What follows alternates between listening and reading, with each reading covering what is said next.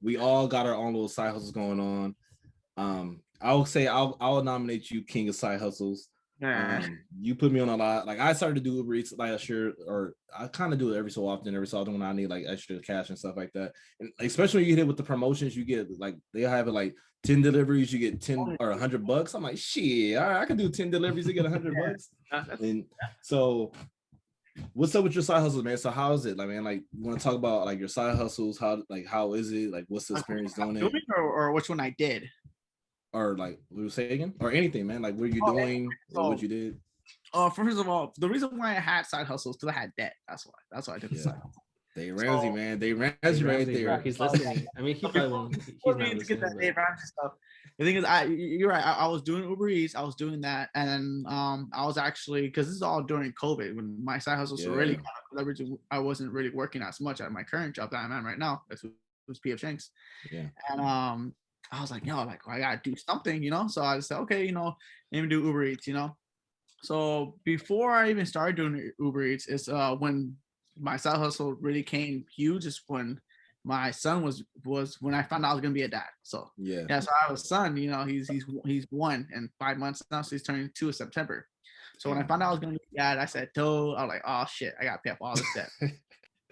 I didn't want him to come into this world and I owe when I'm supposed to owe everything to him because he's my everything. I'm right here owing other people money like my credit card or my car or even like or something else. So I started doing Uber Eats. I said, okay, what's the best way to do it? Zigio told me before the podcast, like, what did you try DoorDash? Did you try Grubhub? Did you try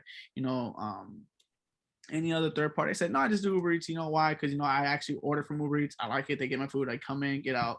Boom, I'm done, right? And so when I tried it out, I was calculating, okay, how much gas am I wasting? How much orders do I need to make? What I need to make? And is my car even worth the hassle of taking it? So I was definitely taking each variable into consideration because my car was paid off. My car can save gas and I don't care what happens to my car. It's my daily driver. So I'm driving that car to the wheels fall off. So I always tell myself like, every 4 hours, okay, cool. I'm about to try every 4 to 5 hours, I'll make my $100. If I'm lucky, I'll be done in 3 hours. But mind you, I didn't waste no more than like $15, no more than $15 of gas. And so I said, okay, cool. So then I'll stash it away. And then, I made $100 that day, but that's not really called a side hustle. Side hustles, you got to hustle. You got to keep on doing it. It's all about consistency. And then as I was doing that, I also had another job working for actually my father-in-law, where I was actually shipping like masks and hand sanitizer. I was driving. I remember that.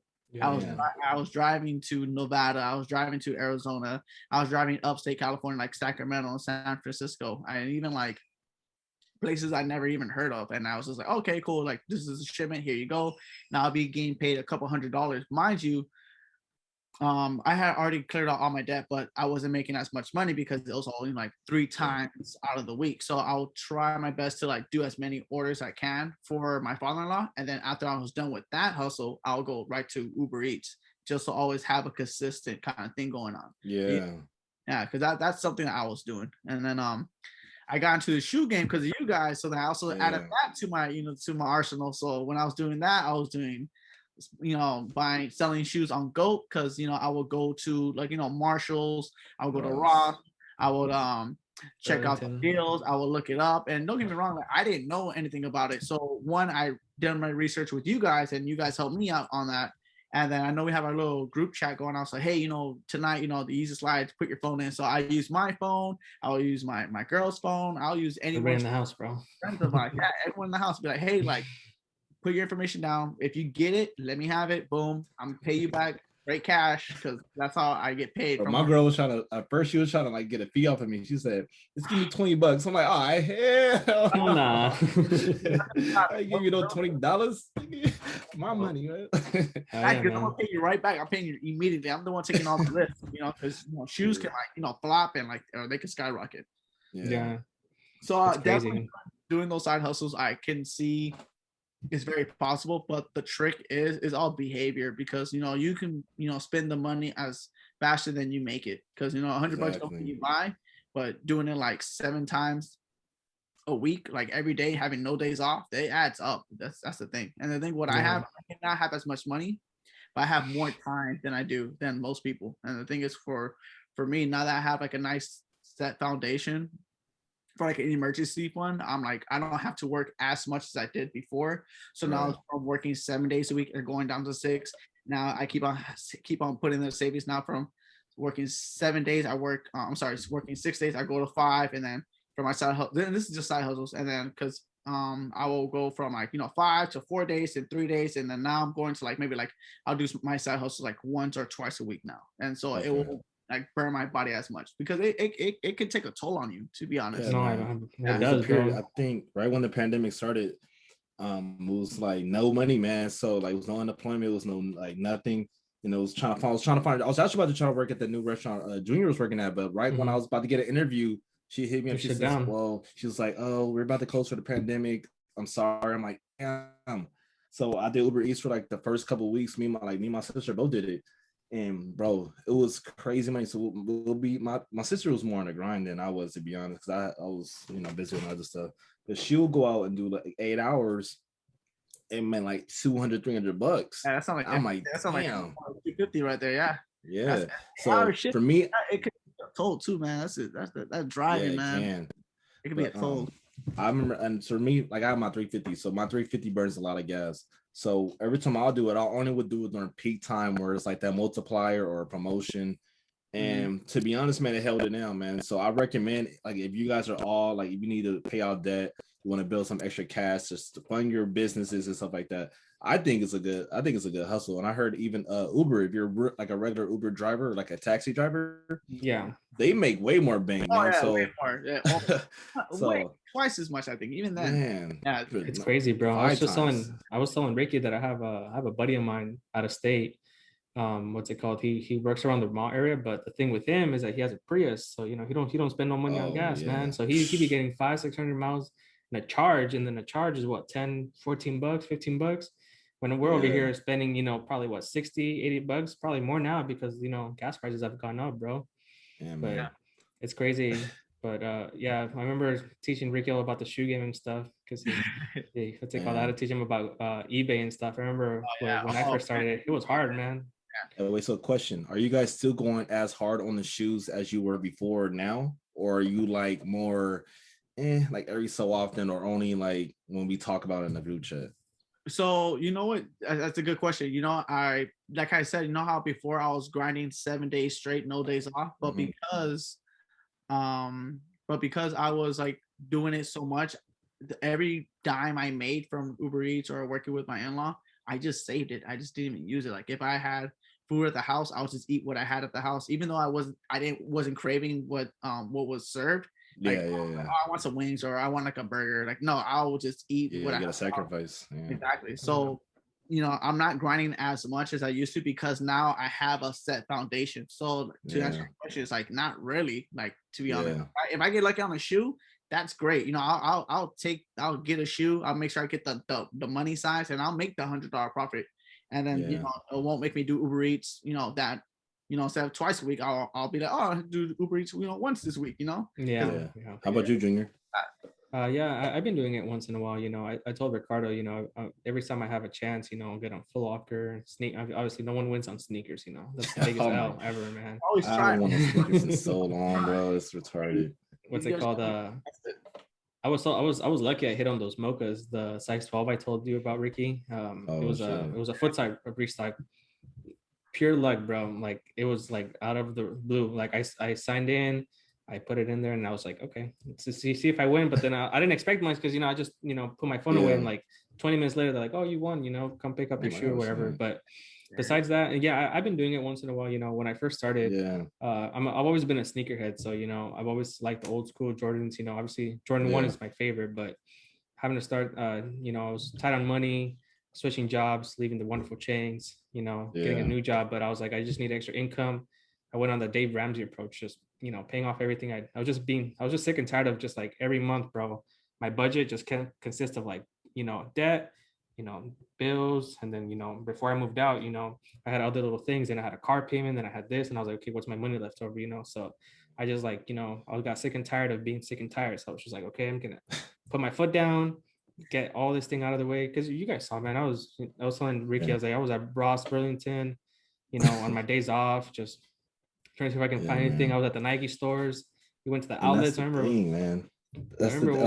Sorry to cut you off, but then that's the thing, man. It gets me kind of like hyped when I hear about it because people talk like they're just shoes. But I'm like, man, these shoes have so much. It's an asset, I believe. Like when you think of a stock, 100%. A Bitcoin, a Dogecoin, it's literally an asset, and it's a growing market. Like it's valued to be $6 billion by 2025. So that's crazy. Yeah, man. So like, and it's crazy because my girl just bought me some Dunks as a gift, like a couple of days or like maybe a week or a month ago. And I was at the chiropractor and I was just talking to her. I'm like, oh, she's like, oh, what have you been doing to like stay afloat? I'm like, oh, well, like I've been really going crazy with shoes, buying and flipping shoes. And I'm like, she's like, oh, do you make money with that? And I was basically explaining it to her. I'm like, shit, like little do you know. I'm like, but anyways, I was like, man. But I'm like, these shoes right here, they came out for 100. I'm wearing them right now. They're used. They're messed up because I'm wearing them. So you know what's crazy? I can go on my phone right now and sell these and still make profit off of these, even though I worn these shoes. And she's like, yeah. I'm like, yeah. She's like, oh, can you try to sell my shoes? She has some Reeboks. I'm like, bro, those ain't gonna sell. I'm like, get out of here. Like Allen Iverson kind of autograph from him or something like that. Yeah, I was like, nope. Like those ain't gonna sell, bro. Those ain't gonna sell. Every time I tell someone I sell shoes, they always tell me, "Oh, can you sell my shoes?" I'm like, "No, like I ain't got time. Like I really have time to post my stuff. Why? I have time to post." Yeah, I've had so many people like that. There was a point in time where I was just like going crazy with going crazy with eBay, and people were like, "Oh, just sell my shoes," But then like the thing with that is as well, you have to like me and Jay talked about it a couple months, like a year ago. Like you have to be really well known how to authenticate them because there's so many fakes out there too. So I think that's the biggest key right there is like making sure your shoes are legit, making sure you got the good size. No one's gonna be wearing a size 15. So you said I did, and I did. Yeah, man. But that's why you always do your transitions to if you're watching this, you're trying to get into sneakers. Always do your transactions through PayPal because they have the buyer's protection program. So if you get a shoe and you like go through and you do the black light and it turns out to be fake, you can get your refund back. So basically, let me give you guys a quick story. I've been on Grailed. So Grailed is pretty much, I think Grailed is probably the up and coming. I think it's better than eBay. I think it's better than StockX Go because the process is really easy. It's no fees.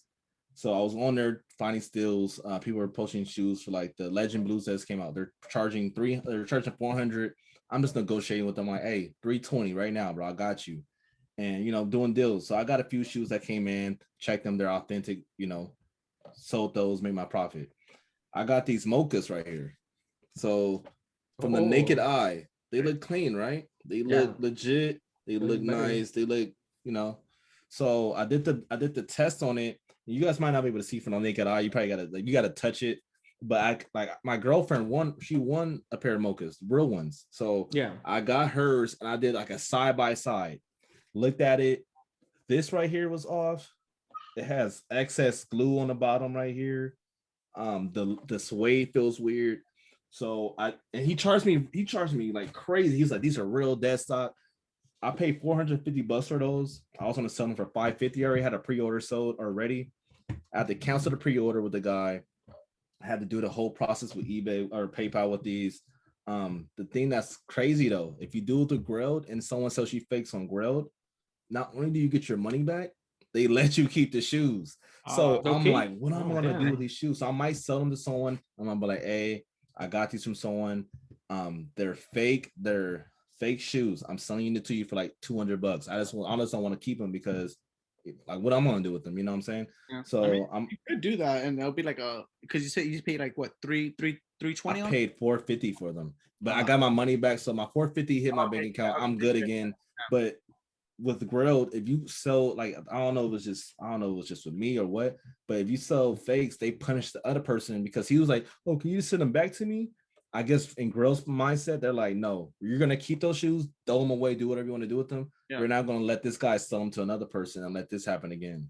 So, man, authenticate your shoes, man, and make sure that you know how to authenticate them because, and like I said, I hardly do cash transactions anymore. If anyone says to friends and family, no, bro, I'm doing invoice. So just in case if something fake happened, like, cause he's like, oh, just do Cash App. I'm like, no, man, because if I Cash App him, I'm not getting my money back. Yeah, so you ain't getting insurance on that money, bro. And so it's a hustle, but like I said, anything has a con to it. Yeah, there's like, always pros and cons to everything, you know. Yeah, so but I just feel now, like so that's a good thing. Yeah, but the way I check them now is by like those legit checking apps. I think check. Yeah, check. Yeah, take the pictures. Yeah, you take pictures of them and stuff. Like that's my safest way right now because some of those shoes, man, they're getting up there in price, you know. Yeah, and then like what was it? The University Blues when they first came out, there were so many fakes out there, man. Like I was looking on Facebook, and then you know when the price is too right, it's too good. It's too good to be true, you know.